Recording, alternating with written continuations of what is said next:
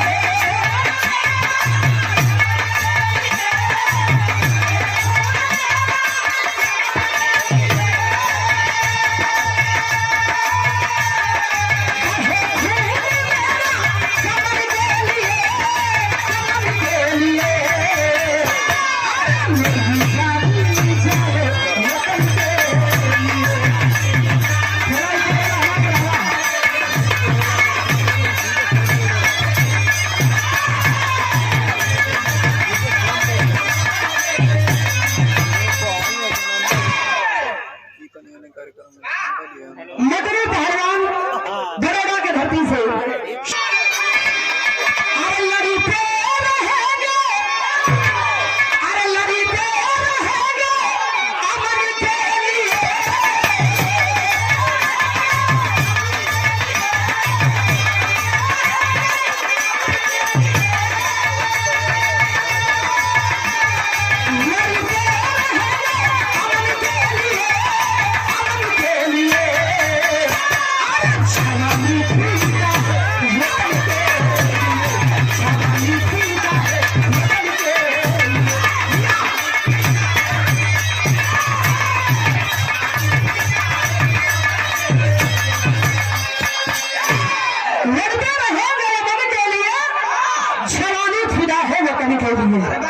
कहानी बाबूजी यही से शुरुआत हो गई। एक अगर कहानी हो कहां से निकल गई विरहों के कसौटी पर चेहरे सर में कभी जवाब लिखा था कैसे।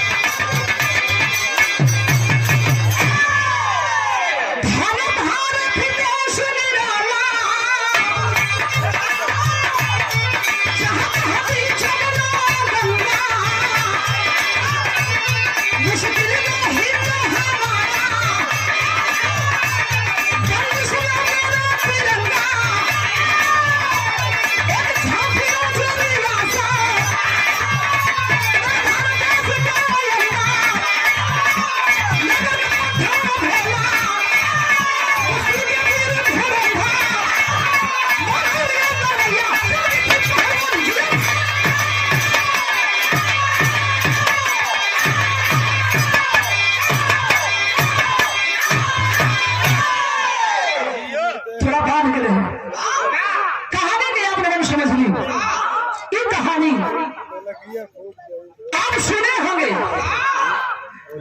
ये कहानी झांसी रियासत से ली गई। करण झांसी टीवी में आप देखे होंगे, पेपर में पढ़े होंगे, खूब बड़ी मर्दानी एक झांसी वाली रानी थी। यही झांसी के धरती पर एक पंचो कारीगर अंग्रेज का शासन चल रहा था। रहे वाला यादव वंश के अंश जकर नाम रहल भोला यादव पहलवान, बहुत बड़ा पहलवान रहन। अपने देख रेख में 50 चैनल के भोला पहलवान प्रतिदिन अखाड़े पर लड़ाना और रियाज कराना। चलो हम भोला पहलवान सुबेर के बेटा हो दुल्ही के बोलो और बुला के कलन की सुना। रोज के नियम है, आज भुला गई लो का कली के ना सही पनी लेट हो गई। खैली लोटवा के पनिया पी रही, पनिया पी के अहे कंधा पर रखलन जांगी दी लोटा जल्दी दी लोटा रख के हाथों में लाठी लेके पहलवान अपने अखाड़े की तरफ चलल हो। तो भाई का एक लाइन गीत हो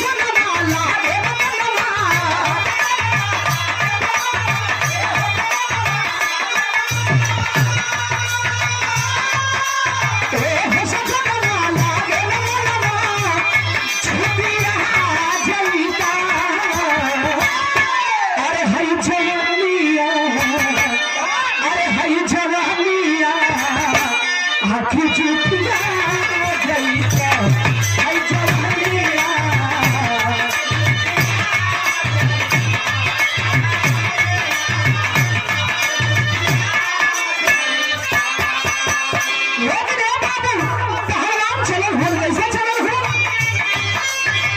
झंझियानी मोटा लगे चले रहिया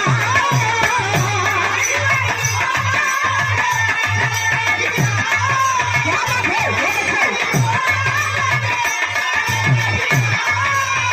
झपक पहलवानी के रहे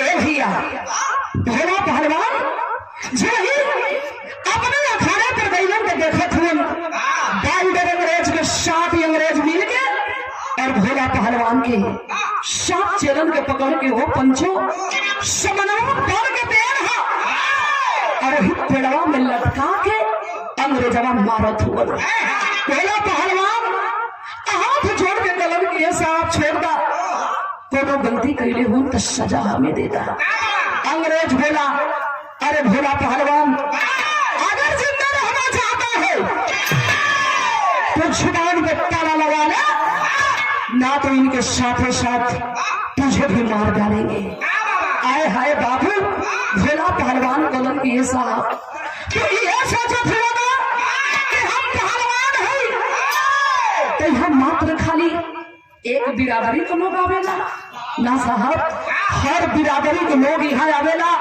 हर बिरादरी के पहलवान हवन वो पहलवानों के अपन बेटा अपन भाई अपन भतीजा हम जानी ला पंचो भोला यादव हाथों में लाठी ले ले हुन के लाठियों में अंग्रेजन के मारे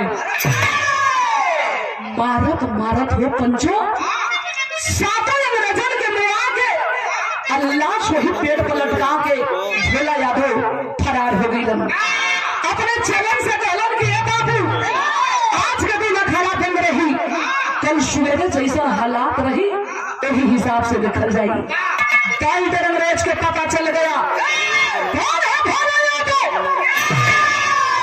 एक अंग्रेज बोला कि साहब बहुत बड़ा पहलवान है तब अंग्रेज कही इसका हम एक लंगी का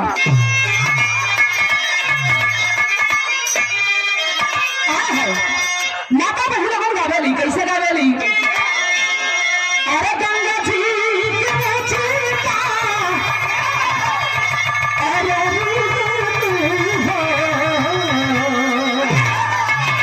अरे गंगा जी के चीता अरे झहवा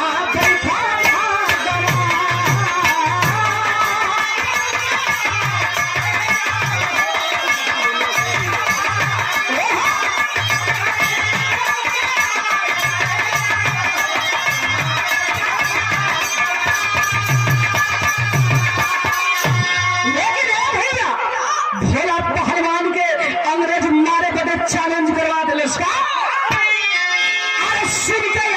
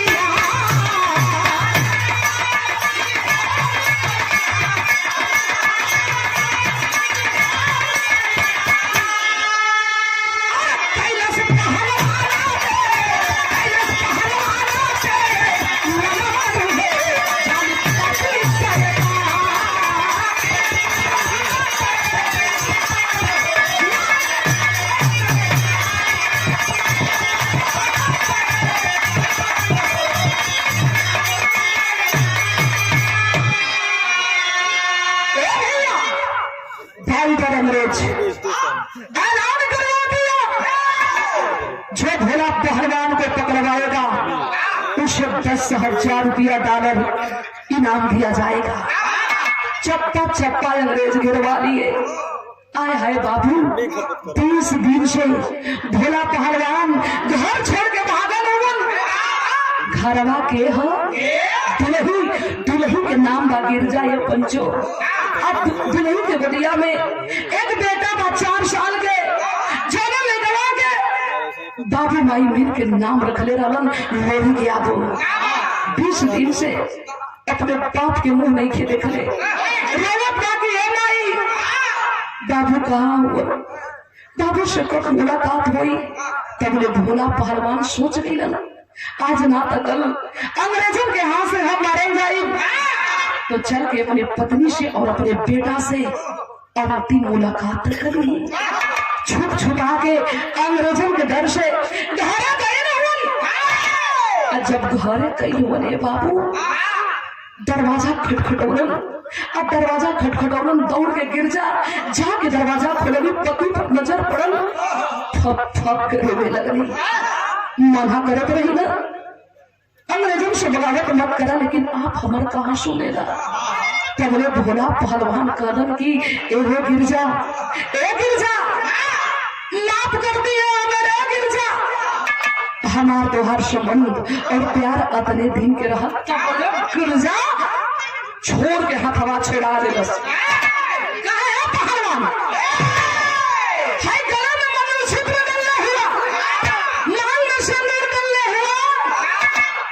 बात करत हुआ, 4 साल के बेटा हमारे आंचल में डरने हुआ, सब अधूरा है, सब अतने दिन के प्यार हल। तबले भोला पहलवान है भैया अपने दुल्ही गिरजा के हाथवा पकड़ के सीने से लगा कर रो के उन्हें कहले हुए का कहले,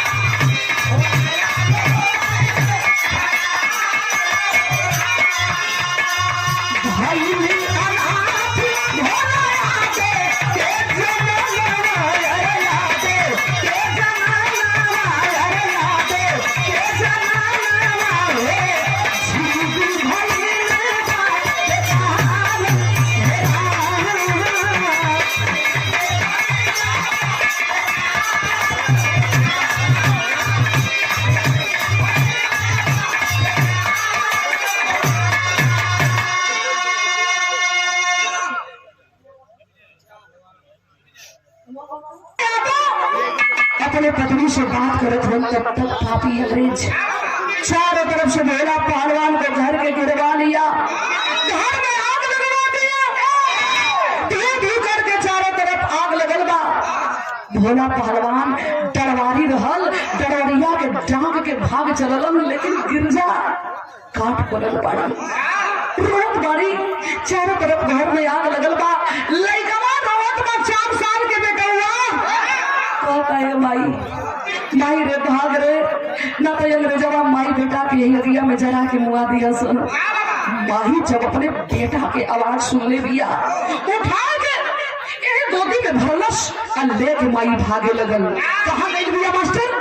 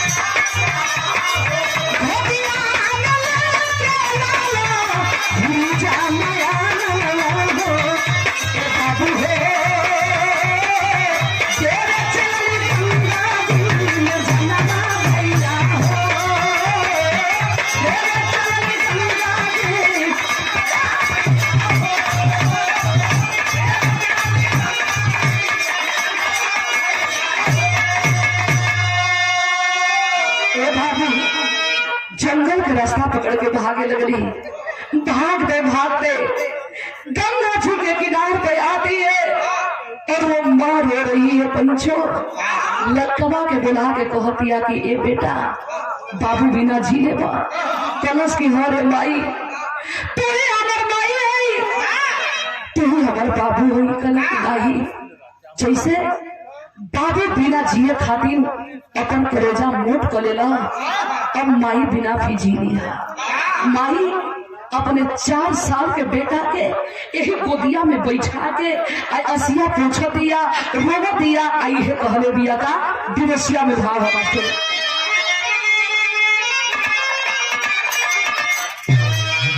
अरे बाबू तो हर छुट्टी गई,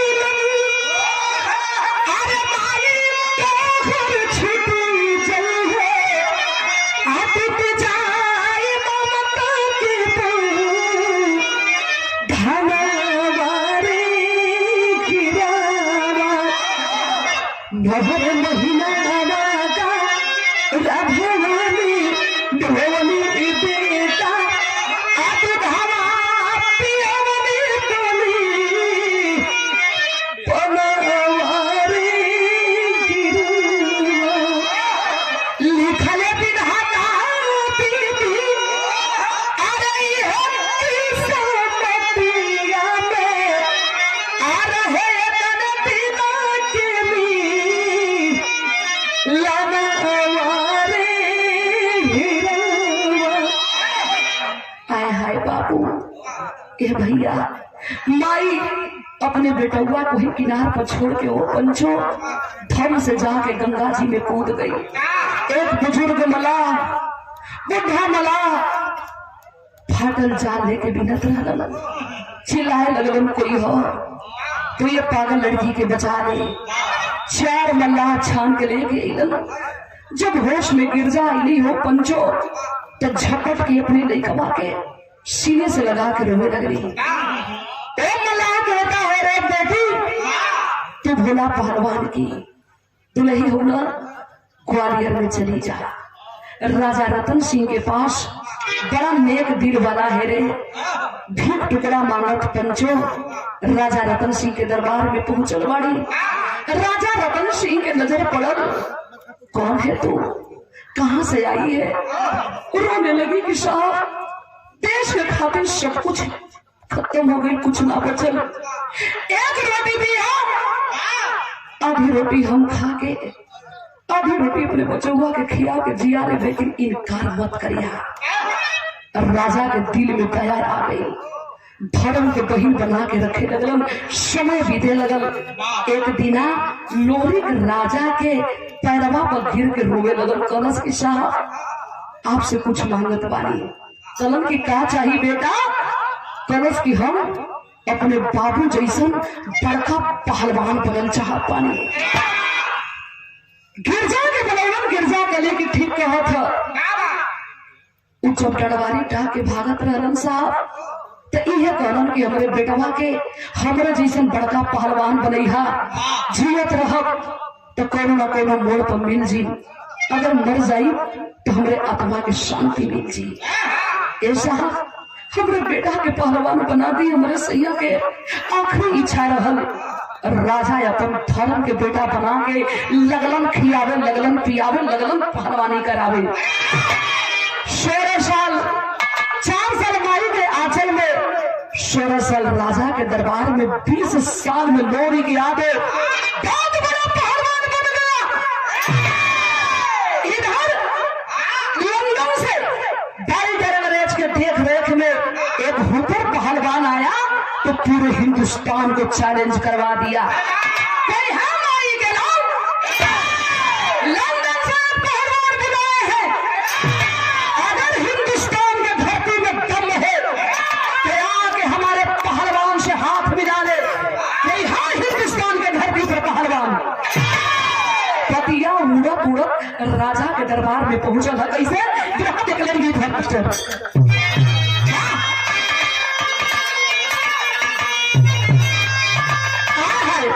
स्वर्गीय राम ने गुरु जी लाइन के बड़ा मचल के कहा, कैसा कहा मास्टर।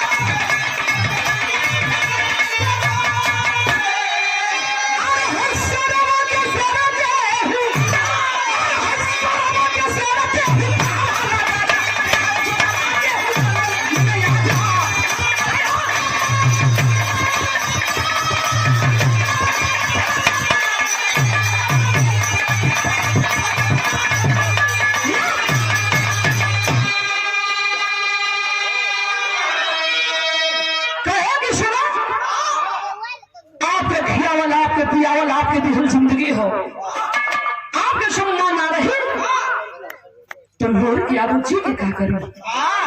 हम लड़ देश के मर्यादा बचाई। राजा खबर भेजवा देलन, कल 12 बजे कुश्ती के दिन रख दी गई। बड़े दूर दूर से हजारों की संख्या में लोग जुटल हुए। राजा रतन सिंह अपने पट्टा लोरी की यादव के लेकर चल हुए। जैसे रवा सब बैठ गई विराह के सुना तनी यही तरह लोग बैठल हो। अगर बड़ी हल्ला रहल लोरी की यादव 30 साल के उम्र हो, हल चलाने हो, राजा लेके चलल हो तो विराह में चल दिया लगे मास्टर का।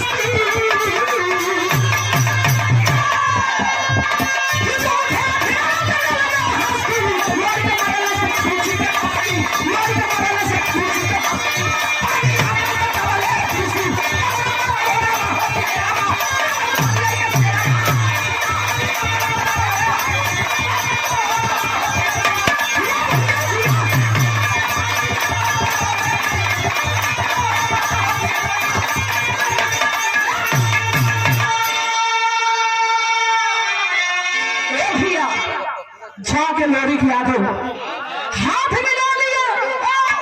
कुश्ती शुरू हो गई लेकिन गजब हो गई। और नए मनावे लगल, अंग्रेज 30 मनावे लगल।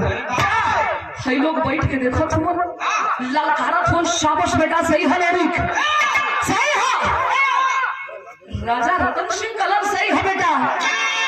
तब इशारा कैलस की ना क्षमा करी है। राजा रतन सिंह से आंख से लोरी बात करो तो कि क्षमा करी हम, हमारे बस की बात ना है। बहुत बड़ा पहलवान है राजा, पटक दी मर्यादा चल जाई। पहलवान के बेटा रहा, कूद फान के पूरा समय लोरी की यादव खा गई। 5 मिनट 10 मिनट बीतल। अंग्रेज बोला कोई बात नहीं है, 10-15 मिनट की रेस्ट देकर लोरी की यादव के फिर से तैयार किया जाए। 20 मिनट 25 मिनट बीतल। जब लोरी कुर्सी ना छोड़लस तब अंग्रेज कहलस कि अरे राजा रतन सिंह यही तेरा हिंदुस्तान है, यही हिंदुस्तान की धरती है। हमने बड़ा हिंदुस्तान के नाम सुना था, इसी हिंदुस्तान के रहने वालों विश्व विजयी कामा पहलवान की यह धरती है। बड़े बड़े पहलवान हिंदुस्तान के धरती पर हुए, लेकिन ये तेरा पहलवान ये नहीं लड़ पाएगा, लेके चले जाओ, हार मान जाओ। लोग बैठल हो, सबकर मुड़ी नीचे हो गई, चेहरा लटकल हो। राजा के आंख में आंसू छलछलात हो। ऐसा बेइज्जत होके से बढ़िया हमर की होती। ये राजा सोचत हो मनवा में, अपने भिड़िया के चीरत पीछवा से एक आवाज आ गई।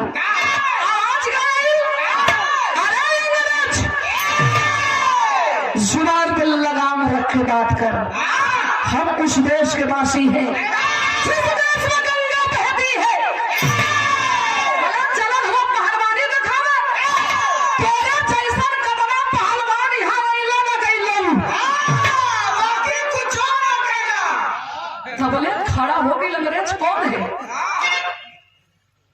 अखाड़े के पजरे, चेहरा पर पागल पागल दाढ़ी, सर पे पागल पागल बाल, तन पे फटही कपड़ा।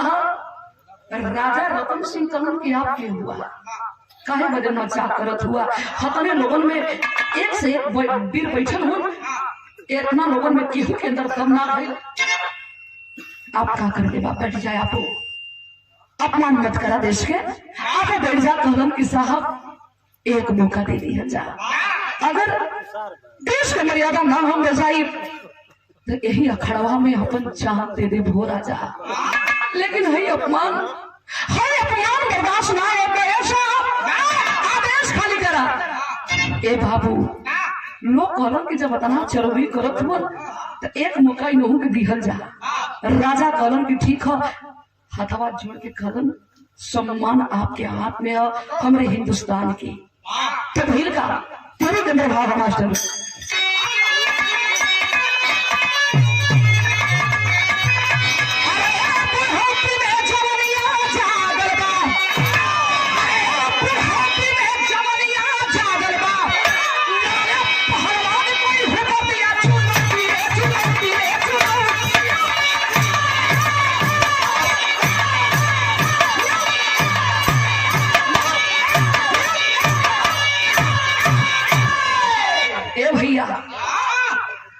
जाके हाथ मिला लेलन। हाथवा मिलौते हो पंचो निकास ऊपर पकड़ के, और निकास ऊपर जो ही टंगले हो, चार फेरा अखाड़ा में घुमा के अंग्रेज के पटक के पहलवान जब अगर छाती में बैठलन बजा तर ताली, लोग ललकारा लगा शाबाश जिया पर हो जिया। लोग खड़ा होकर जयकारी लगाए था। राजा रतन सिंह मार खुशी में पागल हो गए।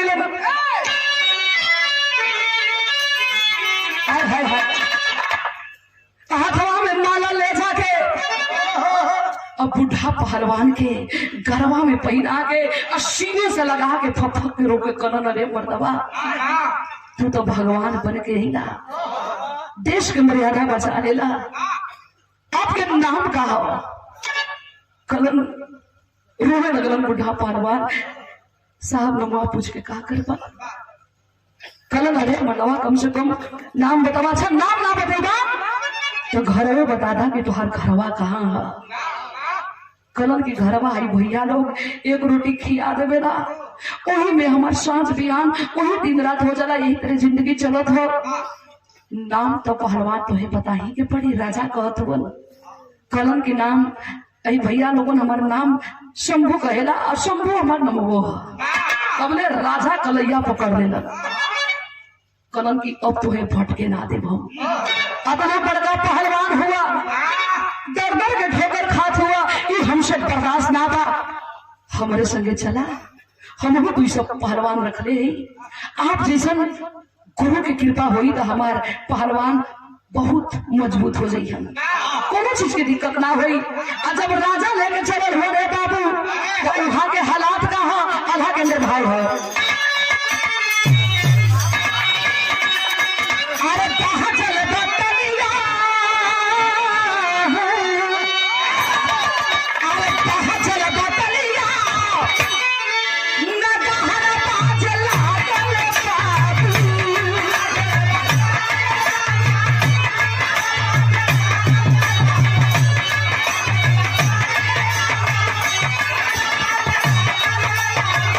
भोला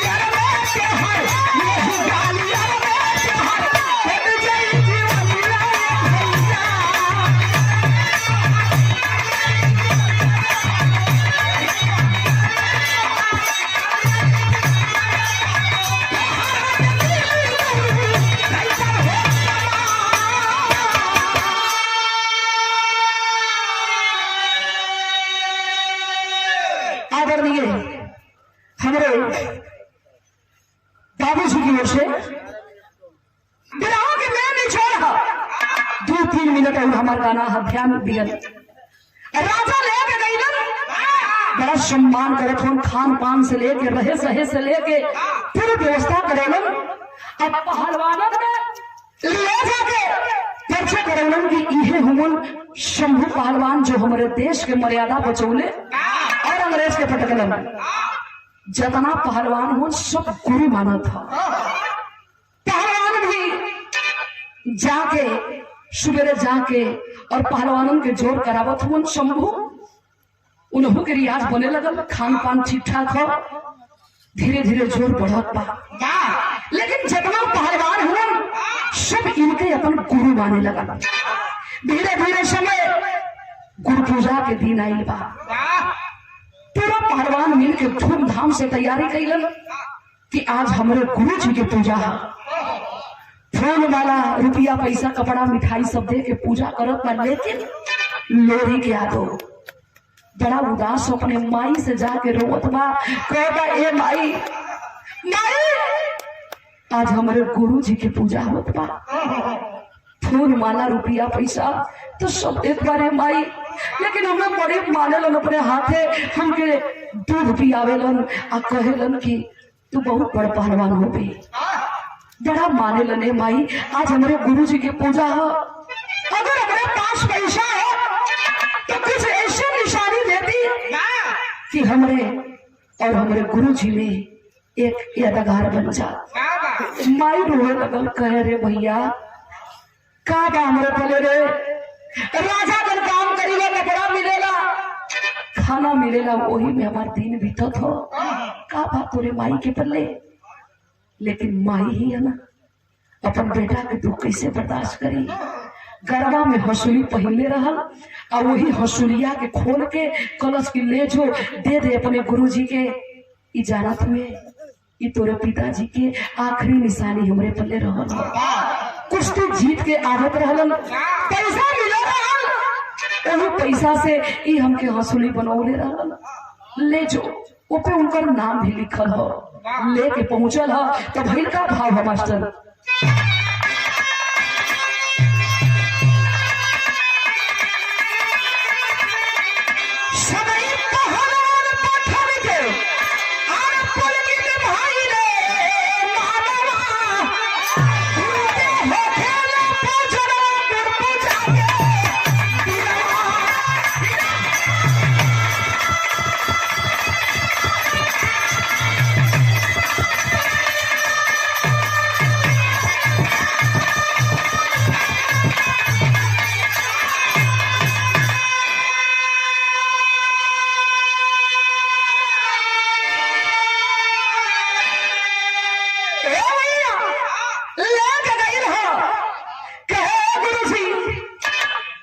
हम जब देते ना कोनो चला आपके ना देने हुई है कैलस का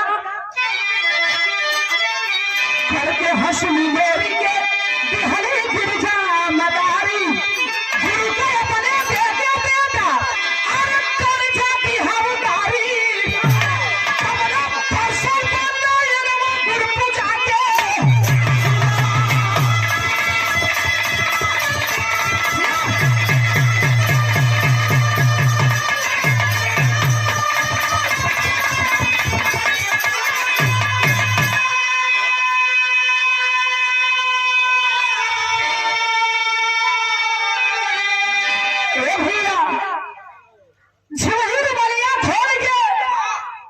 किया हमार माई दिले हिया। जब हाथ हवा पर शंभू पहलवान के हंसुलिया रखलन, हाय हाय हाय हाय हाय गजब हो गई हो बाबू। हंसुली पर नजर पड़ल, तेरे मुट्ठी के बंद कैलन और सीने से लगा के फक फक फक फक के रोने लगल। रोवत हुआ पंचो, ऐ बिरहा सुनने वाले बाबू, वो कोई और नहीं था, वही भोला यादव पहलवान थे। 16 साल के बाद एक उम्मीद जागल है कि हमार पत्नी और हमार बेटा जियत हुआ, खाली रोवत हुआ। लोग पूछत बा, राजा रतन सिंह पूछत हुन कि शंभू अरे पहलवान काहे बदे रोवत हुआ भैया, का कोनो दुख हो गई का? कलम है साहब ही मत पूछा कि हम काहे बदे रोवत ही तब मैं लोरी के राजा गुस्सा के बोलौलन पहलवान कहे रोवत हुआ कहे राजा साहब हम कुछ कहले ना ही अपने गुरुजी के हम तो एक निशानी देने गल अपने माई के लगल डांटे कहे कि सुन राजा बड़ा गुस्सा में होन बोलौले होन वो केकर रहल हसुलिया केहू के चोरी ना कैले रही माई गुस्सा में ला ले चल अपने राजा कन भीड़ लगल हा राजा रतन सिंह बैठल हुन बगल में भोला पहलवान में बैठल हुन लेकिन अब इन पति पर नजर नहीं जा के राजा पर गिरजा हाथवा छोड़ के कहनी कि साहब हमके आप चोर बनौला हमरे पर लछना लगौला साहब ना साहब नमक रोटी खा के भैया लोगों से भीख मांग के दिन बितौले नहीं लेकिन हम केहू की चोरी ना कर सकीला वो हमारे पति के निशानी है ना विश्वास है ना तो ओपे उनकर नाम लिखल है अरे लोरिक बेटा तने उनका नमवा पढ़ के हे राजा के बताओ तबले भोला पहलवान दौड़ गइलन वो पंचो आवाज दे रहे गिरजा हे गिरजा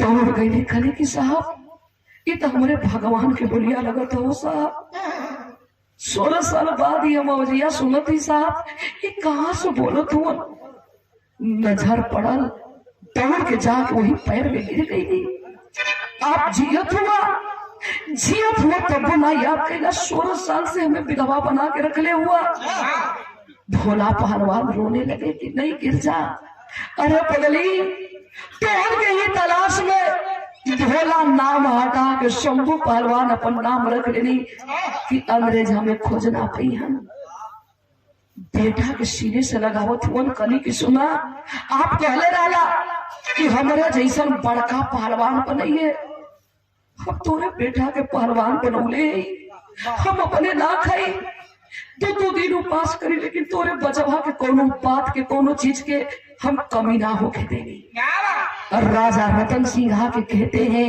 कि धन हो भोला यादव पहलवान तेरे देश के खातिर इतना बड़ा कुर्बानी दिया तो ये रहा बाबूजी हिंदुस्तान के एक पहलवान की कहानी आखिरी में भाग हुई गुरु बिहारी पट्टू छापर सुखमंगल की जा काशी दिलू कवि मनोहर अरक्कल सभी हलमार बुहती ये जवनिया जागल बा रगड़ी कवि चुखम क्या रखे पर भगती बुहती ये जवनिया जागल